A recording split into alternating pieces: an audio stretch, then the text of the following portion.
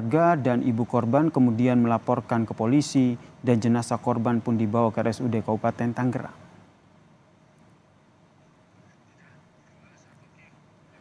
Seorang balita ditemukan tewas dengan sejumlah luka bakar di sebuah rumah kontrakan di kawasan Kosambi, Kabupaten Tangerang, Banten, Saudara. Polisi akhirnya berhasil menangkap pelaku yang diduga merupakan kekasih korban.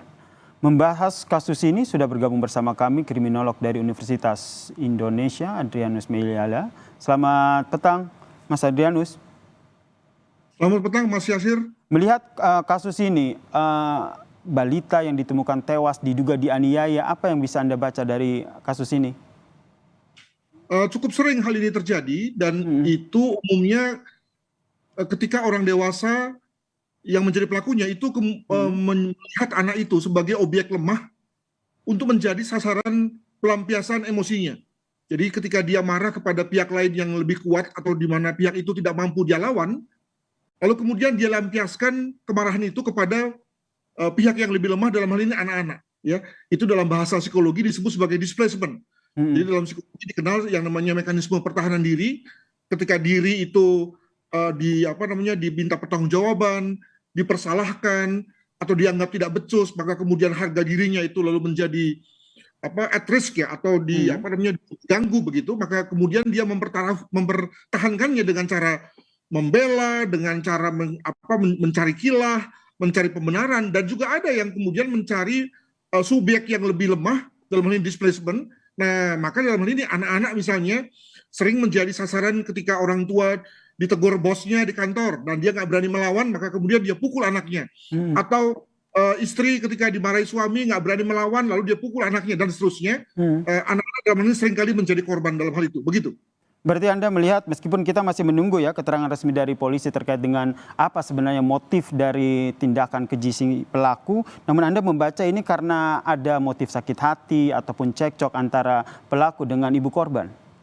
Ya, jadi mungkin pada hari-hari sebelumnya antara ibu dan sang pelaku itu ada cekcok, lalu kemudian sakit hati, maka kemudian lalu dia bawa anaknya ke kontrakannya. Nah, ini menarik nih. Masih pacaran tapi kemudian sang anak sudah lengket pada sang pria. Jangan kata lain, sudah percaya pula si ibu, atau mungkin juga si ibu tidak tahu bahwa anaknya diajak ke kontrakan sang pelaku. Lalu kemudian mungkin juga karena ditambah lagi dengan sang anak yang sudah berumur 4 tahun sedang lasak-lasaknya gitu ya.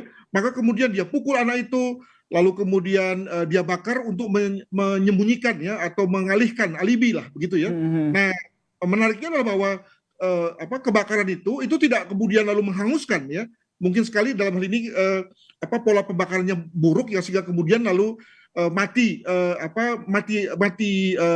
apinya, ya, tidak kemudian membakar kontrakannya. Nah, maka ketahuanlah bahwa sebelum korban itu terbakar, maka sebelumnya sudah mati duluan, ditandai dengan hasil visum, begitu. Karena kalau kita lihat dari hasil visum ini, polisi juga menyatakan bahwa ada luka lebam begitu di sekujur tubuh korban. Apakah ini bisa terindikasi sebelum dibakar ini korban juga mendapatkan sejumlah penganiayaan dari pelaku? Kelihatannya begitu, ya. Jadi walaupun sudah ada luka bakar yang serius, ya, kalau kita katakan dengan persentase, maka masih bisa dibaca oleh dunia kedokteran forensik tentang lebam-lebam tersebut. Kenapa? Karena lebam itu berarti pendarahan, ya, pendarahan, ada darah membeku begitu, dan itu masih terlihat pada tubuh korban. Demikian juga pada jalan keluar masuk udara itu juga masih kelihatan tertekan, dan itu yang kemudian diperkirakan oleh dokter sebagai yang menyebabkan lalu ada kematian. Juga jangan lupa bahwa ada luka lebam di kepala yang diperkirakan itu ada pukulan mungkin dari tongkat atau apa yang kemudian lalu mengakibatkan darah membeku pada kepala korban. Nah, sekali lagi bahwa ketika korban sudah meninggal, nah, untuk kemudian menyamarkan, ya, bahwa korban bukan dibunuh, maka kemudian kos itu kemudian dibakar. Tapi sekali lagi ternyata pembakaran tidak sempurna. Nah, kepolisian masih bisa mendapatkan jejak jasad si anak. Baik, Prof, kemudian apa dari kacamata kriminolog sebenarnya apa yang akhirnya menjadi trigger begitu sehingga pelaku ini tega melakukan tindakan yang kita bisa katakan ini sangat keji begitu. Ada penganiayaan di situ, kemudian ada luka bakar yang ditemukan hingga akhirnya balitanya tewas. Kembali pada analisa ya bahwa sebetulnya sang pelaku ini tengah mempertahankan egonya, tengah mempertahankan harga dirinya, maka ada kemungkinan pada waktu dia berkelahi atau bertengkar dengan pacarnya sang ibu korban, maka sang ibu korban misalnya mempertanyakan kapan saya dinikahi. Kamu ini sudah sekian lama tapi nggak mau menikahi saya. Kamu sih gajinya kecil. Kamu sih hanya satpam. Ya begitu-begitu ya, yang lalu kemudian membuat sang pelaku ini tersinggung dan tadi ya semacam rasa luka batin begitu ya, dan karena tadi tidak berani melampiaskan kepada sang pacarnya, maka kemudian dia mencari subjek yang lebih lemah, anaknya yang sasaran. Jadi saya kira ini bukan pertengkaran biasa ya, tapi sudah mulai masuk kepada harga diri pada sang pria. Begitu. Indikasi-indikasi seperti ini apakah bisa terbaca sehingga tentu ada antisipasi begitu dari seorang ibu ataupun seorang perempuan yang memiliki anak? Wah, saya kira itu amat privat ya dan amat personal itu ya. Hal yang bagi banyak orang atau beberapa orang dianggap biasa, tapi bagi yang bersangkutan dianggap sudah menusuk batin dan kemudian lalu hanya dengan melampiaskan secara setara yakni pembunuhan misalnya, itu kemudian dianggap cukup. Jadi saya kira ini susah untuk kemudian kita predik, apalagi kita jadikan sebagai alat ramal ya untuk memperkirakan kasus-kasus ke depan. Jadi hal apa yang harus diantisipasi? Karena kalau kita lihat bukan kasus yang pertama dan tentu dari diskusi kita ini harapannya ada hal yang bisa diambil begitu untuk tindakan preventifnya ke depan.